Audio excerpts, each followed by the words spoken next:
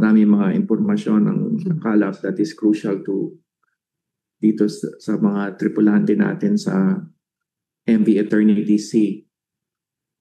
At ang ating unang bahagi ng ulat natin ngayong gabi is nagsimula ang araw namin ng pagpupulong. We have been meeting with the families, no? And we met with the families and the manning agency, including the ship owners representative this morning at doon na pag-alaman namin na merong rescue mission, rescue operation. Meron na rin kaming balita nito kagabi pero yung ulat kaninang umaga ay ongoing, yung rescue mission. You just have to remember na 5 hours ang time difference between Philippines and the area, the Red Sea area, where the Gulf, where Yemen and Saudi Arabia are located. No? So, nagkaroon ng ulat kaninang umaga na merong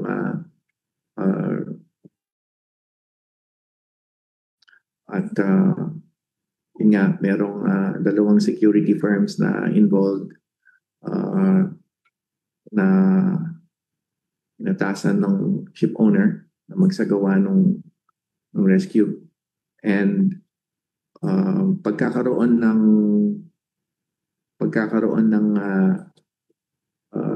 effort na sagawa yung rescue at nung naiulat yon ay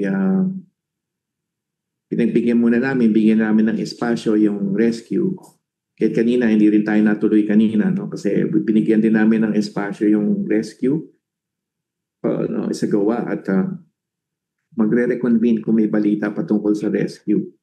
Ngayon, nung malaunan, nung bandang lagpas ng hali, our time, ay nagkaroon na ng mga ulat, informal muna na ang barko ay lumubog. At agad meron kaming scheduled meeting with the ship owner, so pina-fast track namin yung meeting na yon at nakipag-usap kami. At doon nga na kumpirma yung from the ship owner na lumubog yung Eternity C. At sabay nito merong 5 tripulante na nasagip, nasa tubig sila. Nakita sila ng rescue team at nasagip sila. Hinahanap pa yung the rest. Ngayon, as to what happened exactly, kasi kagabi, we know na bagamat tumatagilid na yung barko, alam natin na hindi pa siya lumulubog. We are still getting details as to how exactly that happened, and then the best way to find out is pag nakausap na natin yung 5 na na-rescue sa Panayam. Merong may mga posibleng kwento silang mailahad kung ano nangyari at how they ended up in the water and when. Kasi according to the timeline, around 8 a.m. local time nangyari yung paglubog ng barko. So that's give and take mga 1 p.m. dito, our time. That was around the same time as well na inaantay natin yung resulta inaantay natin yung resulta ng rescue at that time. So that is as much as we have at the moment.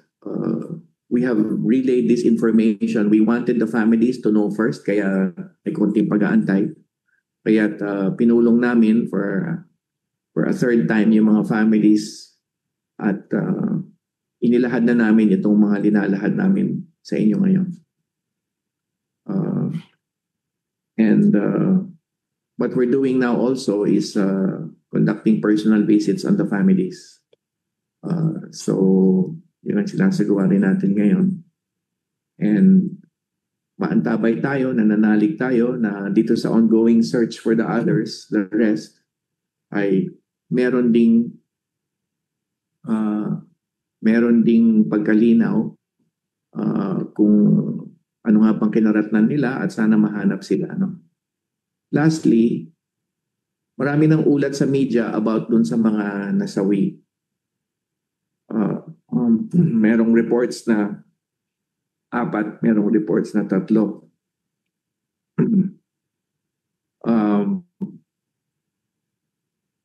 We will still have to confirm, and the best source at this stage will be the seafarers themselves.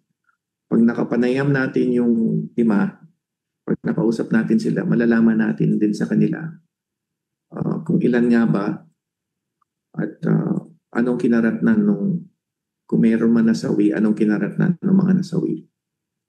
So, meron na tayong mga balita at reports, of course, ng pagkasawi at kaya inaantabayanan pa natin once ma-confirm natin with the others, with the 5. So yun na lang muna at this stage. Rest assured, we are continually providing assistance to the families and are also in touch with the ship owner as well as other sources of our information on the ground.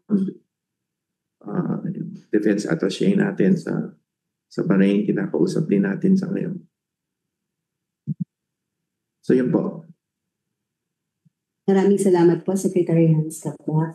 Sa ngayon ay open na po yung ating table para the floor is now open for the question and answer. But first, in order to ask question is Mr. Yana of JP. Sir JP?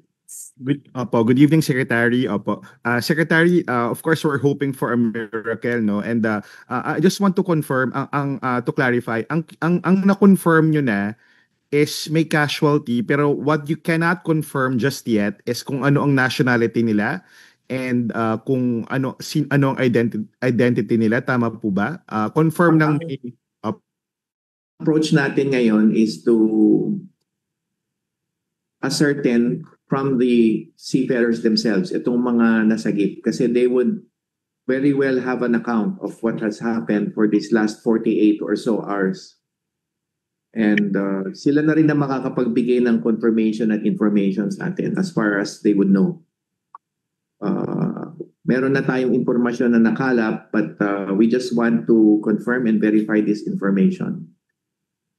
No confirmation yet from the ship owners na meron nga pong Not yet. Opo. Salamat, Secretary. Thank you.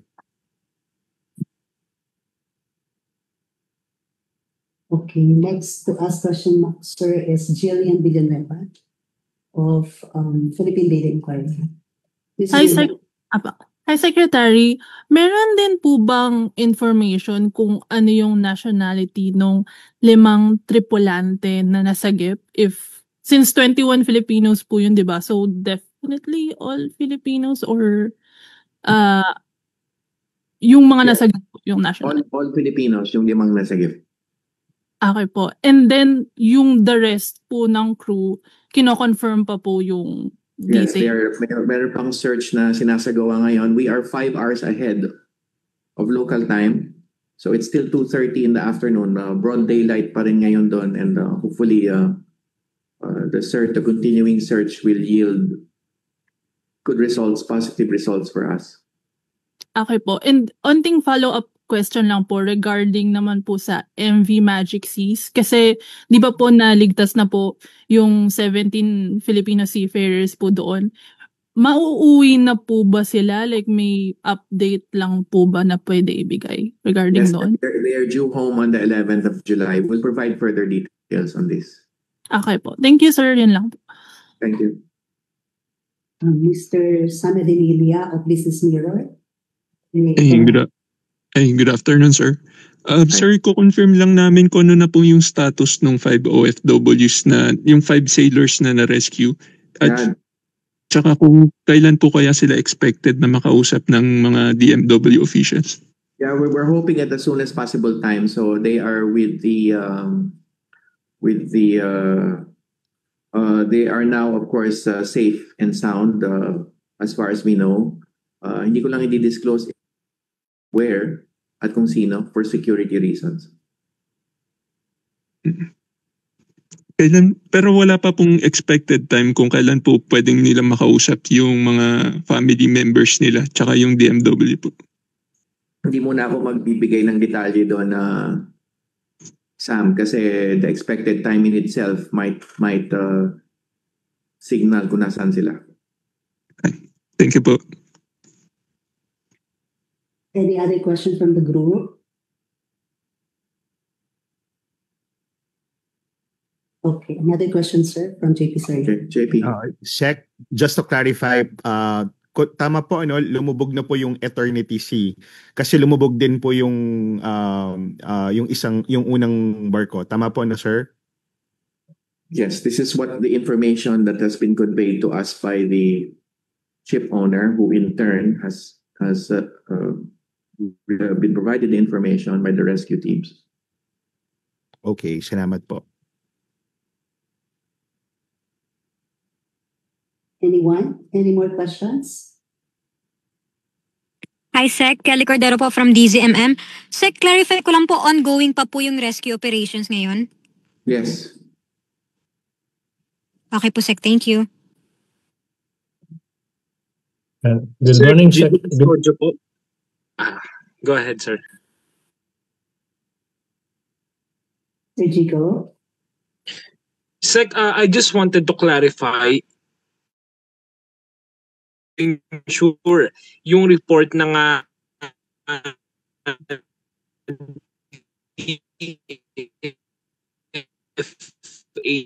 na dalawa yung kaso. Yeah, Jigo, nakita ko yung tanong mo. We have the same information as the DFA. Ang sinasabi ko lang ngayon, now that we have the 5, then we can validate for sure. So we just choose to await that point. We had also gotten in touch with the families of the in terms of the report that we received nung reported casualties. But sinasabi ko lang ngayon, hindi pa muna natin isasabihin with certainty until I would choose to wait to talk to the 5, no? Until we confirm. Okay, Mr. Reno of Marino PH. Go ahead. Reno, sir, of Marino PH. Sir Reno, go ahead. You can ask your questions now. Hello, sir. Good evening, Reno of Marino PH. Hi, Sir, Reno. considering that we have, I think, perhaps 24 hours already, what is the reason with the crew why they stay on board? Dahil ba ito nawala na silang life boat or life craft or instructed by the owner, sir, na magstay sila? Yeah, alamin again, Reno, itong mga detalye, we will gather this from the seafarers themselves, yung 5. And hopefully, dumami pa sila. But I will postpone muna any further details. Yung nga sabi ko kanina, kung bakit lumubog ang barko, and kung anong circumstansya nung pagkatagpo sa kanila doon sa tubig, kung paano sila nakarating sa tubig. So yung mga detalye na ganon, I would rather wait until we gather all the details. It's hard to speculate and to state something that was stated by the international media. Madaling umasa sa ganong detalye, pero ako kukunin ko yung detalye mismo sa ating tripulante. So antabayanan na lang natin. Okay, sir. Thank you. Ms. Cecile Morelia, I think your question has been answered. The follow-up question? Well, ang tanong kung the 5 are injured, sa pagkaulat sa amin, they might have some injuries but walang major injuries na inulat. So yun ang alam natin sa ngayon. Parties will be The parties doing the search and rescue would be the maritime security firms.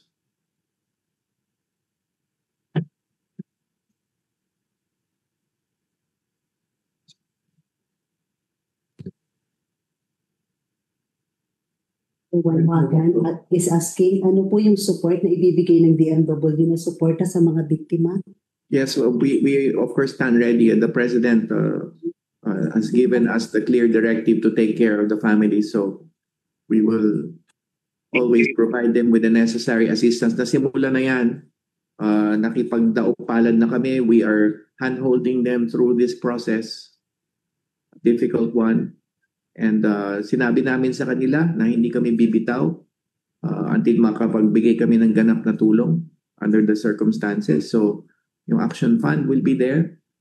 Yung other forms of assistance both from the DMW and the OWA side. So I had also conferred with Administrator P.Y. Kaunan and she is also ready to provide the necessary assistance on the OWA side. Ms. Joy.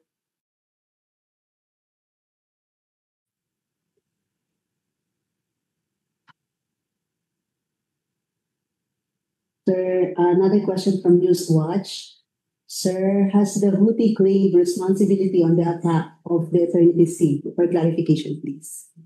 Hindi ko alam yun kung meron silang official statement. But dun sa iniulat, may mga skiffs that were found. There were armed individuals with rocket-propelled grenades. So may ganong klaseng dun sa ulat, surrounded by, lumabas na rin naman to sa international media. The ship continued to be surrounded by skiffs and armed individuals. Ngayon, as to whether may formal statement ang Houthis, I would not be aware. So I think perhaps the DFA could be asked about this. Sir Gerard Naval of Malaya, he is asking an apology because of the signal problem. Sabi po niya, bale 5 have been rescued. What are the statuses as of now of the 17 others missing? Yung 17 others are right now still being searched. And as I said, among the 17 would be the reported fatalities, which we will confirm once we talk to the 5 seafarers. And Ms. Joyce, sir, may nakausap na po ba sa ship owners and manning agencies? May update po ba silang binigay? Yes, I think sabi niya, na-establish na yan, Joyce, at the outset. The day started with the meeting with the ship owners, and including yesterday, of course, hindi ko na sinama yung previous engagements to prior days. But sinimulan ko nitong araw na to kasi nandun yung pagkakaroon ng effort na magkaroon ng rescue. So, Mr. Gigo Custodio, again, of Bombo Radio, he is asking, may we know ano ba yung reason behind sa mga pag-atake ng mga barko sa Red Sea at Gulf of Aden, particularly sa MV Magic Seas at Eternity Sea? Yeah, hindi pa natin alam exactly kung anong dahilan nila. Of course, we know that in the past, sinabi ng DFA that lalo na nung na-hostage yung 17 sa Galaxy Leader ay it's tied to the kung anong dahilan ngayon, kung pareho pa rin ba nung dati o may panibago ng dahilan. So again, I will suggest na tanungin na lang ang DFA doon, who are the political and security authorities, experts anyway on the ground. And then another clarification, sir, from Joyce. Bali po, 17 Pinoy na po ang missing. Sabihin ko na lang na ganito, there's an ongoing search operation and we're looking for those who could have gone overboard and they're still of course hoping that they would be alive. Bard of Al Jazeera, sabi niya po, is on the road Are the rescue teams still surrounded by the armed group? Ang ulat ay nandun pa rin yung armed group.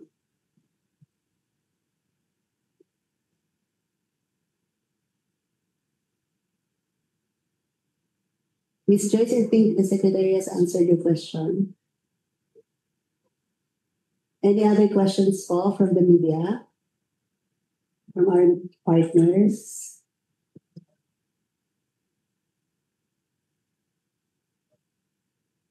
Any instructions po from PBBM, from JP Soriano, sir? Well, the instructions of the President are to look into the welfare of the families first and foremost, and of course to monitor the situation, to coordinate with the ship owner and government agencies about the matter on the rescue.